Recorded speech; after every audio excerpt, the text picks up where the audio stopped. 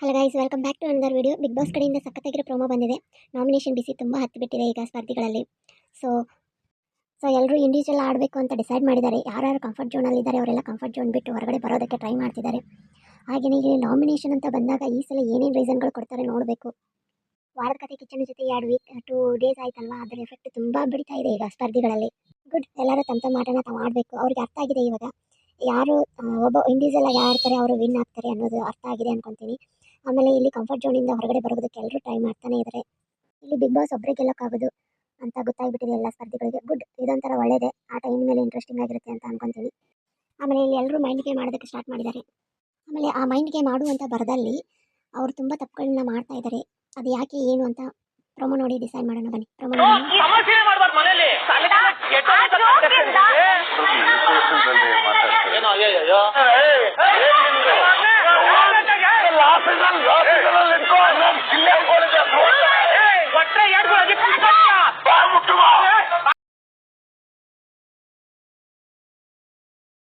ಈ big boss ಮನೆಯಲ್ಲಿ ಮುಟ್ಟಿ ಮಾತಾಡೋ ಹಾಗಿಲ್ಲ. ಅವ್ರವ್ರು ಆ ಗೇಮ್ ಅವ್ರವ್ರು ಆಡಬೇಕು. ಬಟ್ ಏನಾದರೂ ರಿಯಾಕ್ಟ್ ಮಾಡಬೇಕಾದ್ರೆ ರಿಯಾಕ್ಟ್ ಮಾಡಬೇಕು. ಬಟ್ ಇಲ್ಲಿ ಹೇಗಾಗಿದೆ ಅಂದರೆ ಫೈಟಿಂಗ್ ಜೋರಾಗಿ ಕಾಣ್ತಾನೆ ಇದೆ. ತುಂಬಾ ರಿಯಾಕ್ಟ್ ಮಾಡ್ತಿದ್ದಾರೆ. ಬಟ್ ತಮ್ಮದು ಇಂಡಿವಿಜುವಲ್ನ ಬಿಟ್ಕೊಡ್ಬಾರ್ದು ಇಲ್ಲಿ. ಸೊ ಬಿಗ್ ಬಾಸ್ ಶೋ ಅಂದ್ರೇ ಪರ್ಸನಾಲಿಟಿ ಶೋ. ಆಮೇಲೆ ಇದು ಬಿಗ್ ಬಾಸ್ ಮನೆ ಒಬ್ಬರಲ್ಲ ನೋಡೋದು, ಕೋಟ್ಯಾನು ಜನ ನೋಡ್ತಾರೆ. ತಮ್ಮ ವ್ಯಕ್ತಿತ್ವನ ಈ ಟೈಮಲ್ಲಿ ಬಿಟ್ಕೊಡ್ಬಾರ್ದು ಅಂತ ನನಗನ್ಸುತ್ತೆ. ಆಮೇಲೆ ಹೌದಪ್ಪ, ಏನೋ ಬ್ಯಾಡ್ ವರ್ಡ್ ಯೂಸ್ ಮಾಡ್ತಿದ್ದಾರೆ, ಅದಕ್ಕೆ ರಿಯಾಕ್ಟ್ ಮಾಡಬೇಕು ಅಂತಂದರೆ ಏನೂ ಇಲ್ಲ. ಇಲ್ಲಿ ಇಷ್ಟು ಚಿಕ್ಕ ವಿಷಯನ ಇಷ್ಟು ದೊಡ್ಡದು ಮಾಡ್ತಿದ್ದಾರೆ ಇಲ್ಲಿ. ಆಮೇಲೆ ಇದ್ರ ಬಗ್ಗೆ ನಿಮ್ಮ ಅಭಿಪ್ರಾಯ ಏನು ಕಮೆಂಟ್ ಸೆಕ್ಷನಲ್ಲಿ ತಿಳಿಸಿ ನೋಡೋಣ. ಇಲ್ಲಿ ನಾಮಿನೇಷನ್ ಪ್ರಕ್ರಿಯೆ ತುಂಬ ಜೋರಾಗಿ ನಡೀತಾ ಇದೆ. ಆಮೇಲೆ ನಾಮಿನೇಷನ್ ಟೈಮಲ್ಲಿ ಯಾರನ್ನು ಬೇಕಾದರೂ ನಾಮಿನೇಟ್ ಮಾಡ್ಬೋದು, ಯಾಕಂದರೆ ಅವ್ರಿಗೆ ಹಕ್ಕಿದೆ ಅಲ್ಲಿ. ಸೊ ಇಲ್ಲಿ ನಾಮಿನೇಟ್ ಮಾಡಬೇಕಾದ್ರೆ ಕೊಡೋ ರೀಸನ್ಗಳು ತುಂಬ ಮುಖ್ಯ ಆಗಿರುತ್ತೆ. ಸೊ ಇಲ್ಲಿ ರೀಸನ್ಗಳೇ ಸರಿಯಾಗಿ ಕೊಡ್ತಾ ಇಲ್ಲ ಈ ಸ್ಪರ್ಧಿಗಳು ಹೇಳ್ಬೇಕಂತಂದರೆ. ಕಳಪೆ ಟೈಮಲ್ಲಿ ಆಗಿರ್ಬೋದು, ಆಮೇಲೆ ಉಳಿಕೆ ನಾಮಿನೇಷನ್ ಟೈಮಲ್ಲಿ ಆಗಿರ್ಬೋದು, ನೀನು ಕೊಟ್ಟಿದ್ಯಾ ನಾನು ಕೊಡ್ತೀನಿ ವಾಪಸ್ಸು, ಆ ಥರ ಇದೆ ಇವಾಗ. ಆಮೇಲೆ ಇಲ್ಲಿ ಸ್ಪರ್ಧಿಗಳು ಏನು ಮಾಡ್ತಿದ್ದಾರೆ ಅಂತಂದರೆ, ಯಾರು ಚೆನ್ನಾಗಿ ಆಡ್ತಿದ್ದಾರೆ ಅವ್ರನ್ನ ಟಾರ್ಗೆಟ್ ಮಾಡ್ತಿದ್ದಾರೆ. ಯಾರು ಆಡ್ತಿಲ್ಲ ಅವ್ರನ್ನ ಟಾರ್ಗೆಟ್ ಮಾಡೋದು ಬಿಟ್ಬಿಟ್ಟು ಯಾರು ಚೆನ್ನಾಗಿ ಆಡ್ತಿದ್ದಾರೆ ಅವ್ರನ್ನ ಟಾರ್ಗೆಟ್ ಮಾಡಿ ನಾಮಿನೇಟ್ ಮಾಡ್ತಾ ಇದ್ದಾರೆ. ಆಮೇಲೆ ಎಷ್ಟೋ ಜನ ಆಟ ಆಡ್ದೇ ಸೈಲೆಂಟ್ ಆಗಿರೋರು ಎಷ್ಟೋ ಜನ ಇದ್ದಾರೆ, ಅವ್ರನ್ನ ಇದನ್ನು ಮಾಡ್ತಾನೆ ಇಲ್ಲ. ಆಮೇಲೆ ನೀನು ಚೈತ್ರ ಅವ್ರಿಗೆ ಕ್ಯಾಪ್ಟನ್ಸಿ ಸಿಕ್ತು, ಸಖತ್ತಾಗಿ ಯುಟಿಲೈಸ್ ಮಾಡ್ಕೊಂಡ್ರೆ ಹೇಳ್ಬೇಕಂತಂದರೆ. ಯಾಕಂದರೆ ಅದು ಮೇನ್ ಅಲ್ವಾ, ಅವರೇ ಆಡಿದ್ದು ಅವರೇ ತೊಗೊಳ್ಳೋದು, ಅದು ಕರೆಕ್ಟೇ, ಚೆನ್ನಾಗಿತ್ತು ಹೇಳ್ಬೇಕಂತಂದರೆ. ಸೊ ಇಲ್ಲಿ ಅವ್ರು ಕೊಡೋ ನಿರ್ಧಾರದ ಮೇಲೆ ಎಷ್ಟು ಜನ ಎಷ್ಟು ನಾಮಿನೇಟ್ ಮಾಡ್ಬೋದು ಅಂತ ಹೇಳಿದ್ದಾರೆ. ನೀನು ಅಶ್ವಿನಿ ಗೌಡ ಅವ್ರಿಗೆ 0 ಕೊಟ್ಟಿದ್ದಾರೆ. ಸೊ ನೀವು ನೋಡಿರ್ಬೋದು ಎಪಿಸೋಡಲ್ಲಿ. ಮಾಳು ಅವ್ರಿಗೆ 1 ಕೊಟ್ಟಿದ್ದಾರೆ, ರಘು ಅವ್ರಿಗೆ 1 ಕೊಟ್ಟಿದ್ದಾರೆ, ಶಿತಾ ಅವ್ರಿಗೂ 0 ಕೊಟ್ಟಿದ್ದಾರೆ. ಯಾಕಂದರೆ ಅವ್ರು ಕೊಡೋ ಕಾರಣಗಳು ಸರಿಯಾಗಿರಲ್ಲ, ಚಲೋ ಸ್ಪರ್ಧಿಗಳು ಹೋಗಬಾರ್ದು ಅನ್ನೋ ರೀಸನ್ಗೆ ಕೊಟ್ಟಿದ್ದಾರೆ. ಸೊ ಇವತ್ತು ಮೇ ಬಿ ಕಾವ್ಯಗೆ 2 ಕೊಟ್ಟಿದ್ದಾರೆ ಅನಿಸುತ್ತೆ. ಅಂದರೆ ಅವರು ರಜತ್ ಮತ್ತು ಗಿಲ್ಲಿ ಅವ್ರನ್ನ ನಾಮಿನೇಟ್ ಮಾಡಿದ್ದಾರೆ. ಆಮೇಲೆ ಇಲ್ಲಿ ಸ್ಪಂದನ ರಕ್ಷಿತಾನ ನಾಮಿನೇಟ್ ಮಾಡಿದ್ದಾರೆ. ಕಾರಣ ಏನು ಅಂತ ಗೊತ್ತಿಲ್ಲ, ನೋಡೋಣ ಕಾರಣ ಏನು ಅಂತ ಎಪಿಸೋಡ್ ನೋಡಿದಾಗ ಗೊತ್ತಾಗೋದು. ಆಮೇಲೆ ರಾಶಿಕಾ ಅವ್ರಿಗೂ ಒಬ್ಬರನ್ನೇ ನಾಮಿನೇಟ್ ಮಾಡುವಂಥವ್ರು ಕೊಟ್ಟಿದ್ದಾರೆ. ಸೊ ಇಲ್ಲಿ ರಜತ್ ಅವರು ಮಾತಾಡಿ ಹೋಗ್ಬೇಕಾದ್ರೆ ಒಂದಿಷ್ಟು ರಿಯಾಕ್ಷನ್ ಬರುತ್ತೆ. ಸೊ ಇಲ್ಲಿ ಕಾವ್ಯ ಅವರು ಗಿಲ್ಲಿನ ನಾಮಿನೇಟ್ ಮಾಡಿದ್ದಾರೆ. ನಾಮಿನೇಟ್ ಮಾಡೋದೇನು ತಪ್ಪಲ್ಲ, ಅವ್ರು ಕೊಡೋ ರೀಸನ್ಗಳು ಏನಿರುತ್ತೆ ಅಂತ ನೋಡಬೇಕು. ಫುಲ್ ಎಪಿಸೋಡ್ ನೋಡಿದ ಮೇಲೆ ಗೊತ್ತಾಗೋದು.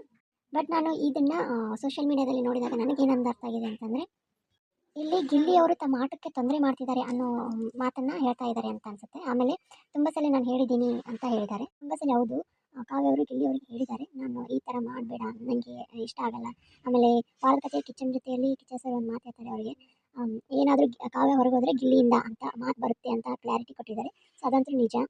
ಅದನ್ನು ಅವರು ಫುಲ್ಲು ಮನದಟ್ಟು ಮಾಡ್ಕೊಂಡಿದ್ದಾರೆ ಅನಿಸುತ್ತೆ ಕಾವ್ಯ ಅವರು. ಸೊ ಅವ್ರು ನನ್ನ ಆಟಕ್ಕೆ ಗಿಲ್ಲಿ ತೊಂದರೆ ಆಗ್ತಿದ್ದಾನೆ ಅನ್ನೋ ರೀಸನ್ಗೆ ಅವ್ರು ಕೊಡ್ತಾ ಇದ್ದಾರೆ. ಮತ್ತೇನು ಕೊಡ್ತಾರೆ ಅಂತ ಎಪಿಸೋಡ್ ನೋಡಿದ ಮೇಲೆ ಕಂಪ್ಲೀಟ್ ಗೊತ್ತಾಗೋದು. ಆಮೇಲೆ ಒಳಗಿರೋ ಕಂಟೆಸ್ಟೆಂಟ್ಗಳು ತುಂಬ ಸಲ ಅವ್ರಿಗೆ ಹೇಳಿರೋದ್ರಿಂದ, ಅದು ಮೇ ಬಿ ತಲೆ ಬಂದಿರೋದ್ರಿಂದ ನನ್ನ ಇಂಡಿವಿಜುವಾಲಿಟಿ ನಾನು ಆಡಬೇಕು ಅಂತ ಗಿಲ್ಲಿನ ದೂರ ಇಟ್ಟು ಆಡೋ ಪ್ರಯತ್ನದಲ್ಲಿದ್ದಾರೆ ಕಾವ್ಯ ಅವರು ಇವಾಗ.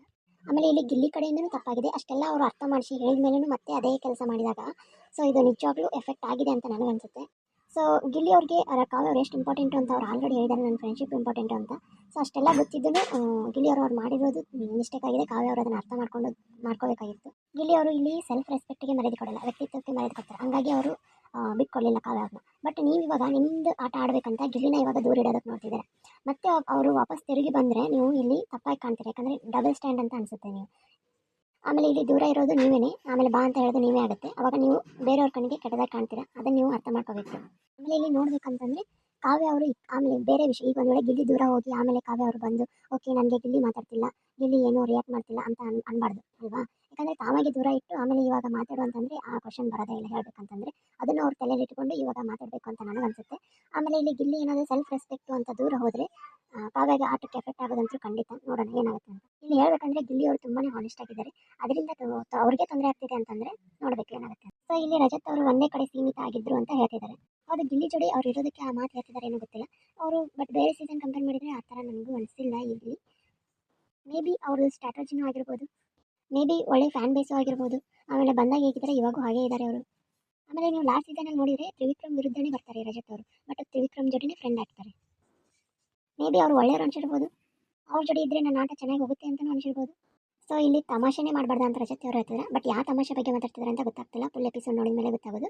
ಆಮೇಲೆ ಇಲ್ಲಿ ತಮಾಷೆ ಮಾಡೋದು ತಪ್ಪಲ್ಲ, ಬಟ್ ಯಾವ ತಮಾಷೆ ಬಗ್ಗೆ ಮಾತಾಡ್ತಿದ್ದಾರೆ ಅದನ್ನು ತೊಗೊಂಡು ನಾಮಿನೇಟ್ ಮಾಡ್ತಿದ್ದಾರೆ ಅಂತಂದರೆ ನಿಜ ಇದು ಎಲ್ಲೋ ರಾಂಗ್ ಹೊಡಿತಾ ಇದೆ. ನಿಜ ಆಗಬೇಕಂದ್ರೆ ಇಲ್ಲಿ ರಜತ್ ಅವರು ಬೈತಿದ್ದಾರೆ ಏನಾಗಿದೆ ಈ ಕಂಟೆಸ್ಟೆಂಟ್ಗಳಿಗೆ ಅಂತ.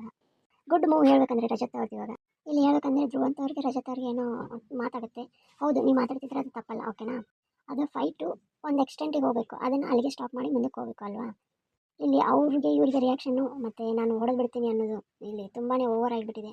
ನೋಡೋಣ ಪೂರ್ತಿ ಎಪಿಸೋಡ್ ನೋಡಿದ ಮೇಲೆ ಗೊತ್ತಾಗೋದು ಯಾರು ಯಾವುದಕ್ಕೆ ರಿಯಾಕ್ಟ್ ಆಗಿ ಏನಕ್ಕೆ ಅಂದರು ಅಂತ. ಓಕೆ ಗೈಸ್, ಸಿಗೋಣ ಮತ್ತೊಂದು ವಿಡಿಯೋನಲ್ಲಿ.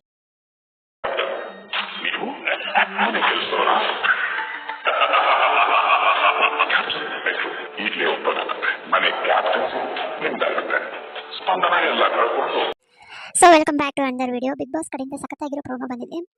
ನಾವೇನು ಅನ್ಕೊಂಡಿದ್ವಿ ಬೆಳಗ್ಗೆ ಇದು ಗಂಧರ್ವರು ಮತ್ತು ರಾಕ್ಷಸರದು ಕಾನ್ಸೆಪ್ಟ್ ಇರುತ್ತೆ ಅಂತ. ಸೊ ಬಟ್ ಇಲ್ಲಿ ಇವರು ತುಂಬ ಡಿಫ್ರೆಂಟಾಗಿ ಟ್ರೈ ಮಾಡ್ತಿದ್ದಾರೆ, ಕ್ರಿಯೇಟಿವ್ ಆಗಿಯೂ ಮತ್ತಿದೆ. ಸೊ ಇಲ್ಲಿ ವಿಲ್ಲನ್ ಡೀಲಿಗೆ ಚೈತ್ರ ಹೋಗ್ತಾಳ, ಸ್ಪಂದನ ತತ್ತರಿಸ್ತಾಳ ಅಂತ ಕ್ಯಾಪ್ಷನ್ ಕೂಡ ಹಾಕಿದ್ದಾರೆ ಬಿಗ್ ಬಾಸ್ ಅವರು. ಸೊ ಏನೇನಾಗುತ್ತೆ ಅಂತ ನೋಡೋಣ ಬನ್ನಿ, ಪ್ರೋಮೋ ನೋಡ್ಕೊಳ್ಳೋಣ. ಸೊ ಇದನ್ನೆಲ್ಲ ನೋಡಕತ್ರೆ ಸ್ಪಂದನಾಗೆ ಏನಾಗಿರ್ಬೋದು ಗೈಸ್, ನಿಮಗೇನು ಅನ್ಸುತ್ತೆ? ಚೈತ್ರ ಅವರು ಏನು ನಿರ್ಧಾರ ತಗೋಬಹುದು ಅಂತ ನಿಮಗೇನು ಅನ್ಸುತ್ತೆ? ಕಮೆಂಟ್ ಸೆಕ್ಷನಲ್ಲಿ ಕಮೆಂಟ್ ಮಾಡಿ ನೋಡೋಣ. ಆಮೇಲೆ ನಿಮಗೆ ಚೈತ್ರ ಅವರು ಕ್ಯಾಪ್ಟನ್ ಆದರೆ ಚೆನ್ನಾಗಿರುತ್ತಾ ಅಂತ ನಿಮಗೇನು ಅನ್ಸುತ್ತೆ ಅದನ್ನು ಕೂಡ ಕಮೆಂಟ್ ಮಾಡಿ ನೋಡೋಣ. ಸೊ ನೀವು ಅಲ್ಲಿ ನೋಡ್ಬೋದು ಎಲ್ಲರೂ ಕೂಡ ಡೆವಿಲ್ಗಳೇ, ಯಾಕಂದರೆ ಯಾರು ಇಲ್ಲಿ ಗಂಧರ್ವರು ಅಂತ ಕಾನ್ಸೆಪ್ಟೇ ಬಂದಿಲ್ಲ, ಓನ್ಲಿ ಡೆವಿಲ್ ಆ್ಯಂಡ್ ವಿಲನ್ ಅಂತ ಬಿಗ್ ಬಾಸ್ ಅಂತ ಅನಿಸುತ್ತೆ ನನಗೆ. ಆಮೇಲೆ ಇಲ್ಲಿ ವಿಲನ್ ಏನು ಹೇಳ್ತಾನೆ ಅದ್ರ ಮೇಲೆ ಇದು ಕಾನ್ಸೆಪ್ಟ್ ಹೋಗುತ್ತೆ ಅಂತ ನನಗನ್ಸುತ್ತೆ. ಸೊ ಪೂರ್ತಿಯಾಗಿ ಈ ಎಪಿಸೋಡ್ ನೋಡಿದ ಮೇಲೆ ನಮ್ಗೆ ಗೊತ್ತಾಗೋದು ಏನಂತ. ಸೊ ನೀವೆಲ್ಲ ಸ್ಕ್ರೀನ್ ಮೇಲೆ ನೋಡಿರ್ಬೋದು, ಸ್ಕ್ರೀನ್ ಮೇಲೆ ನೋಡಿದರೆ ಎಲ್ಲರೂ ಕೂಡ ರಾಕ್ಷಸರಾಗಿದ್ದಾರೆ. ಅವರು ಒಳಗಿರೋ ರಾಕ್ಷಸನ್ನ ಹೊರಗೆ ತೆಗೆಯೋದೇ ಈ ವಾರದ ಬಿಗ್ ಬಾಸ್ ಅಂತ ಅನ್ಕೊತೀನಿ. ಸೊ ಇವಾಗ ಕ್ಯಾಪ್ಟನ್ಸಿ ಬಗ್ಗೆ ಚೈತ್ರ ಅವ್ರಿಗೆ ಕೊಟ್ಟಿದ್ದಾರೆ, ಅವ್ರು ತೊಗೊತಾರ ಇಲ್ವಾ ಅನ್ನೋದು ಒಂದಾಗುತ್ತೆ.